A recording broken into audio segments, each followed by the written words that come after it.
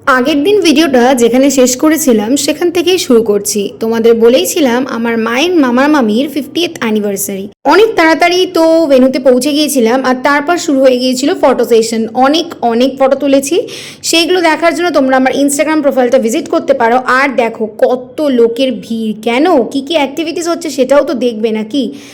তো অ্যানিভার্সারি যেগুলো সব থেকে মেন পার্ট বলতে পারো আরেকবার বিয়ে করারই মতন। যেটা আমি বুঝলাম যে এখানে বউটা হয় পুরনো অনেক বছরের, কিন্তু প্রথমবার বিয়েতে বউটা হয় নতুন, সেখানে এক্সাইটমেন্ট বেশি থাকে কি, তাই তো? যাই হোক, চলো মজা করলাম। তো দেখলি সুন্দর করে মালাবদল হয়ে গেল, আর এরপর কিন্তু সিঁদুরদানের পালা। তো এই মোমেন্টটা কিন্তু সব মেয়ের কাছেই খুব স্পেশাল, সেটা যখনই হোক না কেন, প্রথমবার কিংবা 50 বছর পর কিংবা 25 বছর পর। তো দেখতেই পাচ্ছ খুব সুন্দর লাগছে কিন্তু রাঙাদিম্মিকে, সিঁদুরটা পরে আরও বেশি সুন্দর লাগছে।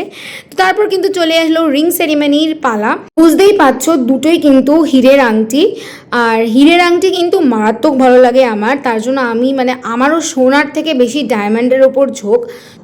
তোমরা এরকম কারা কারা আছো যাদের গোল্ড ডায়মন্ড এগুলোর ওপর প্রচণ্ড ন্যাক আছে? আমার কিন্তু প্রচণ্ড আছে। আমার ছোটোবেলায় এতটা ছিল না, বাট এখন না অনেকটাই হয়ে গিয়েছে। তারপর দেখতে পাচ্ছ খুব সুন্দর একটা অ্যানিভার্সারি কেক অর্ডার দেওয়া হয়েছিল, আর সেটা কিন্তু দেখো ওদের জামার সঙ্গে, সরি, ওদের শাড়ি আর পাঞ্জাবির সঙ্গে কিন্তু একদম ম্যাচ হয়ে গেছে কালারটা।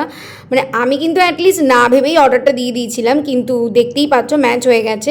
আর তারপর যেটা হয় ফ্যামিলি ফাংশনে কিন্তু সবাই একসঙ্গে বসে একটা গল্প আড্ডা। আর নেক্সট পার্টে দেখাবো কি কি খেলাম, তার জন্য চ্যানেলটা তাড়াতাড়ি সাবস্ক্রাইব করো।